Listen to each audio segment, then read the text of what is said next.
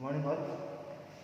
So today we are going to discuss the first part of module 3.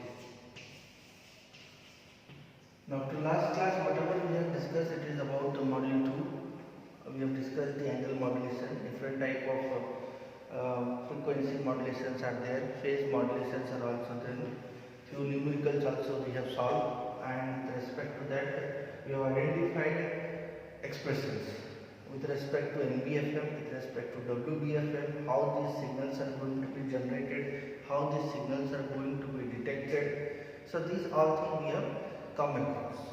Now the most important factor in our communication system is called as noise. So this noise itself indicates that it is an unwanted signal which is hampers to the communication system, through which the information which is traveling from transmitter end to the receiver end will get hampered or it will get disturbed. Okay, so this is noise, means it is an unwanted signal. So if I will say how many type of noise are available. Now noise can be of two types. Later on we will discuss briefly. One is external noise and one is internal noise. Okay. Now the question comes, what is external noise, what is internal noise? Before that I will draw the whole communication system through which we can correlate the effect of noise. Okay. So let us consider this is the transmitter part, in which the modulating signal is provided. Modulation takes place, either it can be AM, either it can be FM. Okay. So this transmitted signal is passed through a particular channel. Okay, is passed through a particular channel, and at the receiver it reaches to the receiver, and we are getting the demodulated signal whose strength will not be same as what I am transmitting. I will do some sort of amplification procedure through which I can regain back the original modulating signal. Okay, so let us consider we are receiving amperes of whose characteristics is same, but due to addition of noise or due to some sort of disturbance, the amperes of T is coming. Now here, in realistic, it is a for ideal case in which I have not considered any sort of noise. Now here what happens, in place of noise, in place of channel, if I will put an adder for analysis purpose and I will write noise to it. Okay, and then this signal is received at the receiver, and then we will extract the signal. Here I am transmitting the signal Tx with the help of a transmitter, and then it is a channel I have delivered, in which my information is delivered, and in this channel and noise is added to it. Okay, always remember that when I am transmitting my signal m of t, here I will get the either s suffix am of t modulated signal or s suffix fm of t frequency modulated signal, any sort of signal delivered in a particular channel. In that channel an external noise is added to it, so that means the noise is called as an additive noise. Externally whatever the thing is added to our information, I will say it is called additiveness of a particular signal. Now noise is also a signal which does not convey any sort of information, it is only just as a disturbance. Okay, for example, we are sitting in a particular home, in a room, and we are discussing among ourselves, and another person come into the room and he disturb whole environment. So that means he is act as a noise. He is disturbing our communication between you and me. Similarly, sometimes while recording the videos, you can hear the external noise which is coming out from this. Okay, suppose if a particular vehicle is moving out from this particular room, the sound is also hampering to our communication. So that is called additiveness. So that is called additive noise. It is an external noise which does not convey any sort of information. It is an unwanted signal. Okay. So here you can see. So this is my communication system. Our communication system basically consists of three parts. One is transmitter, receiver and channel. Okay. Now in this channel, when the information is delivered, it will travel to a longer distance, shorter distance, wherever it wants, toward the receiver. But while traveling in a particular channel, a noise effect will be there. For example, I am standing in a particular point, at this particular point, and some people are standing in front of staff room. Let us consider there. I am shouting at a certain pitch. In between that, other people are also speaking, but my voice is not audible to the staff who is sitting in the staff room due to the external noise. So that is called additiveness. That is called additive noise. So this additive noise will hamper to my signal. Okay. One more thing, don't consider means the conception is we cannot minimize or we cannot suppress the total amount of noise. We can suppress the effect of noise. Okay, it is not possible. Noise will be there, but the immune of the noise must be reduced so that the signal quality, what we are receiving at the end, will be high with respect to the noise component. Okay, so here you can see. So when I am receiving the particular signal, in this case you can say I am receiving S of t. Here I am delivering S of t without the presence of noise. S is nothing but a modulated signal. Either it can be amplitude modulated, either it can be frequency modulated. Now here, when I am receiving S of t plus N of t, I will receive. Why? Because additive of noise will be there. We will see what are the effect of noise on AM signal and FM signal, and how and on what particular basis for communication purpose FM signal are best utilization with respect to AM signal. That also we will discuss. But for the time being, according to this scenario or according to this block diagram, you can see S of t is added with noise. Now when this S of t is added with noise and the demodulation technique takes place, either coherent detection, envelope detection, whatever it is, output will have S naught of t as well as N naught of t. That means these are the outputs. Okay, so here I will say input to the receiver is S of t plus N of t, that is the additive noise, and the output will also have some effect of noise, because from S of t we will recover MS of t and N of t is also going to be present, because effect of noise will be there. Practical cases, if I will say 100% removal of noise is not possible. Is not possible. We can remove the effect of noise, we can suppress the effect of noise, but to some extent. But 100% minimization is not possible. We can minimize the effect of noise up to 98%, up to 97%, up to 95%, but not 100%. Effect of noise will be there. Okay. So for this, there are certain parameters are there through which we can judge whether the communication system is working properly or not. Some terms are there, fundamental terms are there. That also we will discuss now. But first of all, let us understand what is the effect of noise, what will hamper to my communication system. So if I will add this particular noise, I am getting the output. Modulating signal I will get, but with the modulating signal, amount of noise is also going to be present, and that noise will be there. Effect of noise will be there, but it cannot be suppressed 100%. Okay, so this is the basic scenario of additive noise. Okay, so here you can see what is noise. Noise is an unwanted signal which hamper to our proper communication system, through which at the receiver end we may not receive the actual signal. Okay, some technique will be used through which the original signal can be recovered. Now here I have written one is external noise and one is internal noise. Okay, Now till this it is clear what is noise, how this noise is added to a communication system. Now here you can see what is external noise. External noise. Now external noise means whatever the noise coming from outside of the world. Okay, outside of the world. Okay, so outside of the world means here I can say it is atmospheric noise.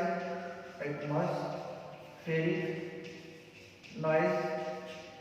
Okay, so this atmospheric noise means suppose our communication takes place and this external noise in which the human has no control on this particular noise.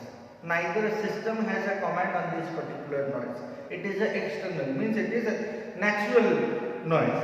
So atmospheric noise means either lightning or thundering or storm,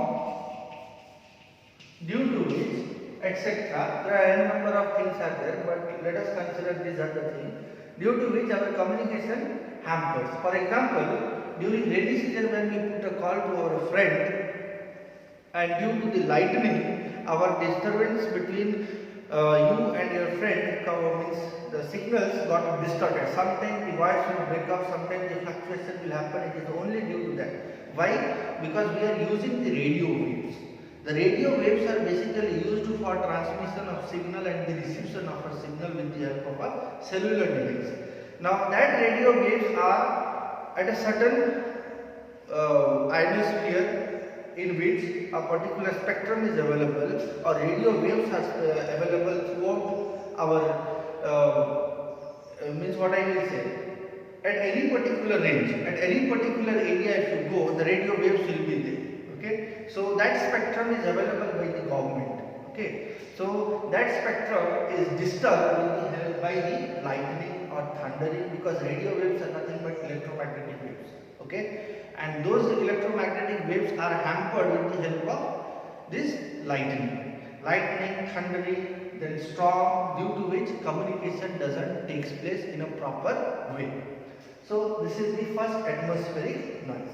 Second one is called as extraterrestrial noise. Extraterrestrial noise. So this extraterrestrial noise means which is out of the world. Out of the world means the energy dissipated by the stars, that is called cosmic energy. Okay, this is called cosmic energy. So in this you can say the disturbance is created by the outside of the world, which will hamper to the radio waves. Sometimes there are different what I will say, meteors are there, okay, as well as some particles which will cross to the air, cross through earth and disturb. With the help of this radio wave disturbance, communication fails for some time period, and those meteors will cross a particular region, and a particular region communication will goes off for a certain time period. Okay, so these are called as cosmic radiation or cosmic noise. Another one is called as solar noise. Solar noise means the noise is created by the sun. Okay, the noise is created by the sun means the heat of the sun is so much power, it will come through the ultraviolet radiation. The radiation generated by the sun is so much high that it will penetrate to the ozone layer of an air of an earth and disturb the radio communication, and it happens during the season of summers. Okay, in this also it is called as solar noise. So these all are called as external noise, which is coming out from the system. One is atmospheric noise, one is extraterrestrial noise, and one is industrial noise. Okay, industrial noise. So these are the certain type of external noise. Now what is the industrial noise? The noise created by the machinery. machinery. Noise created by the motor vehicles, either motor vehicles, or it is a bus, or it is a truck, or any vehicle. Okay. Similarly, what are the other things are there? The noise which is created by the machinery, motor vehicles, as well as craft, which is aeroplanes. These all disturb the radio communication. Okay. So these all are called as industrial noise, or the industrial pollution, you can say noise pollution. Noise pollution is due to the industry, as well as due to the vehicles, as well as due to the aeroplanes or any flight, anything. It will also hamper to the radio communication. Okay. So these are called as external noise. Similarly, there are internal noise are also available.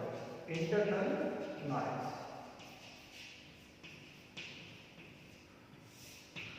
Okay. Now internal noise are, now as you can see, the external noise, this noise are externally added to the system. Okay. Internal noise means the noise which is created within this system. Within this system. That system, here we will go through two noise, that is called thermal noise, and one which is called as short noise. Okay. Thermal noise, short noise. This short noise is also called as flicker noise. Okay. I will tell all this thing. Now, in transmitter and receiver, the transmitter and receiver are nothing but electronic components. Okay. So these components are operating at a certain potential. Natural, whatever we are getting from the power grid or supply from a particular room is 220 volt, maximum to maximum 240 volt, 50 hertz, home utilization power. Now if I want to run a particular electronic circuit, I need to step down the 220 to certain potential. Suppose if my particular system is working at a 12 volt, that means I need to step down. I will use some adapter who will convert the 220 volt to 12 volt, and then it will work. Okay. For example, in this transmitter section, some electronic components are there. Continuously inputs I am providing, at some time what will happen, it will get heat up. That heat up, or the heated part of a particular time period, it will act as disturbance to the proper communication. That heat will disturb a particular communication because heat will release its energy, and that energy, how it will happen? If the maximum potential drop in a particular circuit, due to which maximum radiating energy will come into picture, and that radiating energy is nothing but a thermal noise. Okay, and this thermal noise is directly proportional to the temperature. If a temperature of a system increases, it hampers to the communication system. So that is called as a thermal noise. Always remember this, thermal noise is directly proportional to the variation of a temperature available in a particular system. That also we will see now. Next, what is short noise? Short noise, or it is also called as flicker noise. Okay. Now for example, I am providing a particular signal at a certain level. Let us consider 12 volt. Now due to the electrical disturbance, for a fraction of second also, what happens? The amplitude increases. So if the amplitude increases of a particular signal, means if I am providing 12 volt, suddenly it raises to 20 volt and suddenly it falls down. Now my system is not aware of that disturbance. So what will happen? Its own specification is 12 volt, but suddenly if the potential increases to 20 volt, some circuitry disturbance will be there, due to which circuit will get fused off and it won't work properly. So that is called flicker noise or short noise for a fraction of second. Okay. So these are the certain type of noise through which our communication system may hamper. We need to reduce our best performance of a particular system can be analyzed by minimizing the effect of noise. Okay. Now one more thing I will tell. Now as we are using this S of t, M of t, all these things, this is called analog communication. What we are using, analog communication. Okay. So analog communication means at the AM, FM, DSP, CNP, FM, whatever it is, which sort of modulation, but it should be in a continuous time manner. Okay. When I am discussing with this analog modulation, I will focus on signal to noise ratio. It is called SNR. Remember this term. We will discuss this one briefly in further discussion. So it is called SNR. SNR means signal to noise ratio. Here I have written output signal and output noise. Okay. Now this is whole system I am considering as an analog system, because analog system. Because here whatever the signal we are analyzing all are in analogous form, means continuous form. Input is a continuous, output is also continuous. Okay, so it is a continuous wave modulation, or it is called as a analog system. Now how to measure the particular system performance? There are tools are available. The system performance is identified with the help of this SNR. This SNR basically we are calculating at the receiver end. Always remember this. We are not calculating SNR at the transmitter, because transmitter we are transmitting the actual modulated signal. Now in order to recover the modulating signal, the whole drama will take place within this receiver. Okay, within this particular receiver. So how we will identify my receiver work properly or not? The tool is this, signal to noise ratio.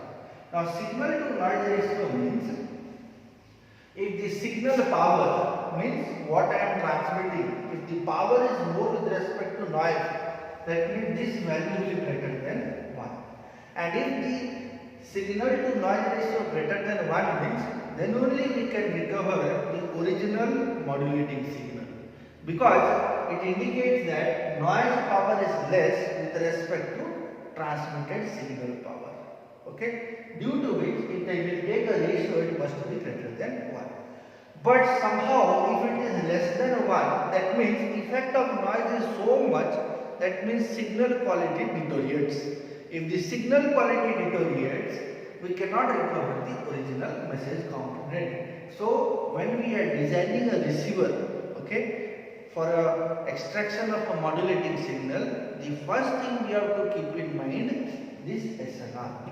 Always remember that receivers are measured with respect to a tool, or measured with respect to a tool that is called SNR. If the signal to noise ratio greater than 1 means the receiver working function is very good, and the whole communication system is also performance is better.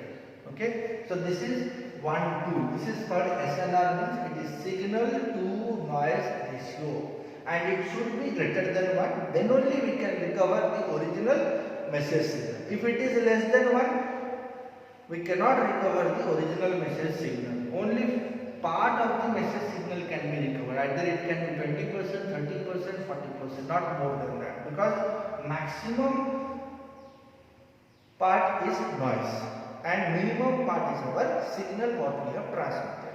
Okay. Similarly, if it is a digital, this digital we will discuss in the next semester, that is called digital communication, but for the timing I will tell you. In analog system we are determining SNR, but in digital system, in digital we are going to transmit bits. Here we are transmitting signal, continuous signals, but in digital we are going to transmit the binary data 1010, and those 1010 will be converted into the EM bits. Okay, so in that case I will say it is called BER, bit error rate. This is also measuring at a receiver end. Whatever the tools I am discussing, SNR or BER, these are basically measured at a receiver, not at transmitter. So if BER value is greater than 1, bit error rate, here you have to check bit error rate. If this BER value is less than 1, that means you can say your performance is very good. If BER is high, that means performance is very less, because error rate is high, bit error rate. Okay, so it is called BER and this is called SNR. So here whatever the things I am discussing, it is with respect to analog, with respect to digital.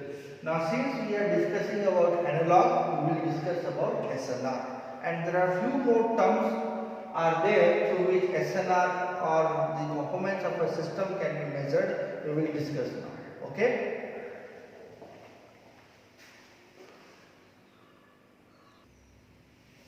Okay.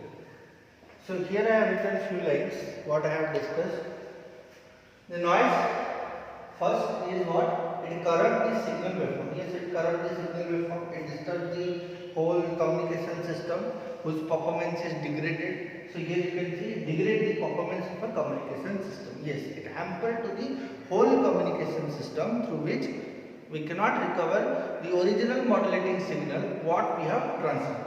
Okay, that is, these are the two basic points. Now this block diagram also I have drawn for you in the previous one, which I have erased it. So here what happens, from transmitter I am transmitting the modulated signal. In this modulated signal, the modulating signal is also there as well as carrier component is also available.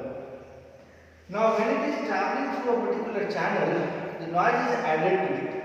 Okay, so S of t and the noise component, let us consider this noise is N of t for mathematical relations. So output will be S of t plus N of t. Now what I am receiving the signal, it is not a modulated signal, it is modulated with additive noises added to it, and it enters to a receiver. Demodulation takes place, filtering process takes place, whatever it is, and we are getting Y of t. This Y of t is not a modulating signal, rather than a signal with addition of noise will be there, because effect of noise will be identified. We cannot suppress the effect of noise. Practically it is not possible. Theoretically you can neglect N of t, you can equate N of t as 0. You will extract the original modulating signal. But practically it is not possible. Okay? Practically it is never we can minimize the effect of noise. We can suppress the effect of noise. But suppress means to the some extent, not 100% suppression. To some extent we can minimize the immune of noise, but 100% it is not possible. So here I have written Y of t is equals to S naught of t plus N naught of t. S naught of t is the output signal of a receiver after demodulation, with N naught of t means this N of t, when it is entering to a receiver, same demodulation takes place. It is also one sort of signal. Demodulation will be takes place, bands will be available, and it is called as N naught of t. Now how we will say whether the receiver performance is good or not, whether he has suppressed the effect of noise or not? What we will do? We will calculate SNR at the output of a receiver. So SNR means it is signal to noise ratio. Which signal? The signal what we are getting at the output of a receiver. The signal what we are getting at the output of a receiver is nothing but a message signal, deteriorated message signal. We will decide. So average power of message signal divided by the average power of noise signal at the receiver output. Okay. So what I will write? The power content in this signal, let us consider S naught square. So it is S naught square. And what is the power content in this? It is N naught square. How we have identified? We had relation P is equals to V square by R. If with respect to S naught, I will write S naught square divided by R. Okay. And with respect to N naught means noise, it is noise square divided by R. So if you divide these two, you will get your SNR. Now, what is the factor of this SNR? If SNR value is greater than 1, if SNR value is greater than 1, then modulating signal can be recovered easily without less amount of distortion. But if this SNR value is less than 1, that means effect of noise is more, the noise power is more with respect to the signal power, through which the original message signal cannot be recovered. Some technique again we will use to minimize the effect of noise. Okay, so these are the basic thing for a particular noise. Now we will discuss in our communication system how to represent a particular noise. Okay, that particular noise is called as white noise. White noise. Okay, it is called additive white Gaussian noise. Okay, it is also called as AWGN. It is additive because noise is additive, and that noise is a white in nature, and it is a Gaussian in nature, and it is called noise. Okay, now one by one we will satisfy these terms. Now first we will start from this left. Noise. Noise means unwanted signal. Done. Next one is Gaussian. In field theory, you people are come across with the Gaussian surface. Gaussian surface means it is an equipotential surface. Equipotential surface whose net potential is 0. Okay, it is a Gaussian surface. Means total charge will be distributed equally throughout the surface, and the total potential will be 0. This is called Gaussian. And why it is called white? White means it comes from the color. If you add all the 7 colors, okay, if you add red, green, blue, everything, all the color, if you mix it, it will become as a white. So this white indicates that the distribution of a noise is distributed throughout the message signal equally. So for that it is called white. Means, and white is called additive because it is added in a particular channel, because in channel when it is traveling, external noise is added to our information. So it is called additive white Gaussian noise. Now here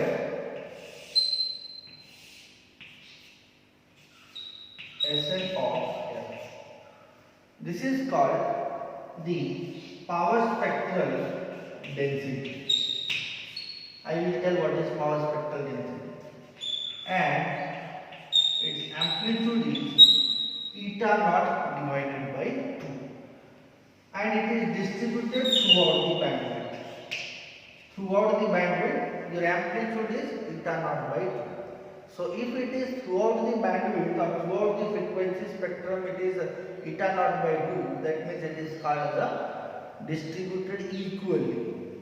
Okay, it is distributed equally means it is called as a Gaussian noise. Why it is called white? If you combine everything, it will become white. So the adding of this eta naught to this signal will give y of t. So what is power spectral density? The power spectral density means the power available in a signal divided by the bandwidth. This is called power spectral density. Remember this term because this term will come into picture n number of times in this particular module. So this power spectral density means power available in a particular signal divided by the bandwidth. Okay. Now, why we are using this power spectral density? The power spectral density is basically used to determine the total power available in a particular signal. For example, if power spectral density is given to you, bandwidth is also given to you. So can you determine power in a particular signal? Yes, we can determine. How? Let's see. So now, as this is my power spectral density. So power spectral density amplitude is eta naught by 2 for white Gaussian noise. This AWGN noise is also called as white noise, as well also called as Thomson noise. Okay, it is a white noise, additive white Gaussian noise, or Thomson noise. These three terms are same. Now, if power spectral density is eta naught by 2, then power available in the noise component, power of noise. How we will determine power of noise? Eta naught by 2 into bandwidth. Okay, and this bandwidth I can write minus B to B. Let us consider bandwidth is minus B to B. Eta naught by 2 into df, because this is the frequency component. So if I will solve it, eta naught by 2 into 2b. So that means the noise power will be eta naught by 2 in analog communication. If I will say what is the bandwidth, this bandwidth depends upon the modulated signal. Always remember this, because in that modulated signal only your noise is going to put on. Your noise is going to hamper to that particular signal. For example,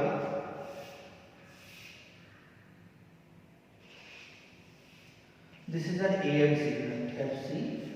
It is FC minus E. It is FC plus E. For example, I am telling.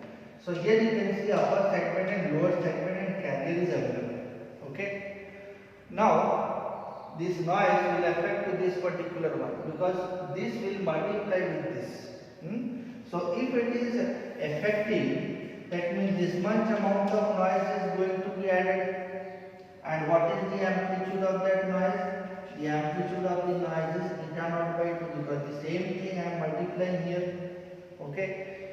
Now this noise we have to identify with a particular bandwidth. Now this thing we are receiving means S of t plus N of t. So S of t plus N of t is this. When it is passed through a certain filter, it will limit to a certain bandwidth. Either if you go for low pass filter, either you go for band pass filter. That analysis also I will show. But if you pass this one with a band pass filter, it will provide a certain bandwidth. And what is the bandwidth of AM?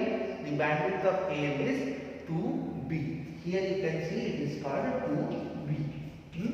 So, or you can write 2FM also. So that bandwidth is going to multiply with power spectral density, because as the formula states that what is the power of noise? Power of noise is nothing but power spectral density of a noise into the bandwidth available. If it is AM, the bandwidth will be 2B. If the modulated signal is DSB-AC, bandwidth is also 2B. But if the bandwidth is SSB-AC, bandwidth will be only B. Only one part is available. In that case, it will be eta naught B by 2. Similarly, in VSB also, similarly in FM also, in WBFM as well as NBFM. The same concept. Only need to identify the simple technique is what? How to determine the power of noise? The noise power is determined by the power spectral density of a noise into the bandwidth available in a modulated signal. Because noise is going to hamper to the modulated signal. So here you can see this is my total band of an AM signal in which LSB and USB is available with carrier. And your noise will affect only this much, because my information is available from this to this. So what is the bandwidth? My bandwidth is 2B. So how to determine the power? The power is power spectral density into the bandwidth available in the modulated signal. So what is the bandwidth available in the modulated signal? 2B, because it is minus B to B. Okay. So here it is eta naught into B. So whenever we are going to calculate the noise power, first of all we have to see which type of modulation is done. Either it is AM or either it is FM. Then after identifying AM and FM, then we will see if it is AM, what is the bandwidth? Whether it is twice FM, whether it is only FM, or whether it is some FM plus incremental frequency is there. Okay, so that will decide which type of modulation technique we are using. Suppose if it is only AM, the noise power will be eta naught into B. That is for AM. If it is DSP or SE also, in that the frequency of a carrier is suppressed but the bandwidth will remain as it is. Here what happens? Here only we are focusing on the bandwidth of the modulated signal. Okay. So the bandwidth of DSP-SE will be how much? 2V. So again it is eta naught by 2 into 2V, that is eta naught B. So this is the power. This is watt. Okay. Now what is the power spectral density unit? The power spectral density unit is watt per hertz. Remember this relation. It will help you to understand how to calculate power spectral density. Either you can determine power spectral density for signal power, as well as you can determine the power spectral density for the noise power. Now signal power, already we know how to calculate the signal power, transmitted power.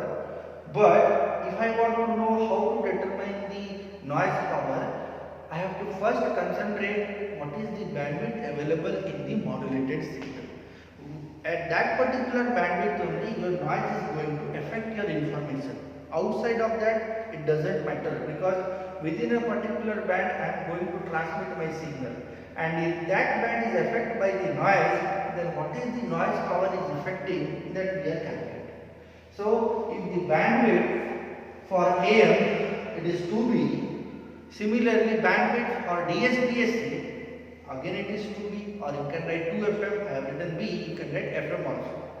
If it is SSB-SE, in place of 2B I will write only B, because in SSB-SE the bandwidth is FM, which is same as our modulating signal. Okay. Similarly, if it is FM, let us consider now FM. What is the bandwidth of FM? If it is narrow band, 2FM, which is same as your AM signal. So bandwidth will be 2B. But if it is WB-FM, then your bandwidth will change. In that case, you have to use that Carlson's rule, twice of beta plus 1 into FM. So beta plus 1 will be the extra factor, will be multiplied with respect to this power spectral density. So this is the simple calculation of noise.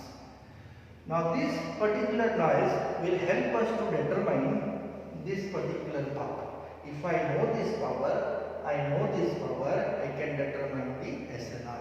And the SNR will help you to decide whether the system is working properly or not.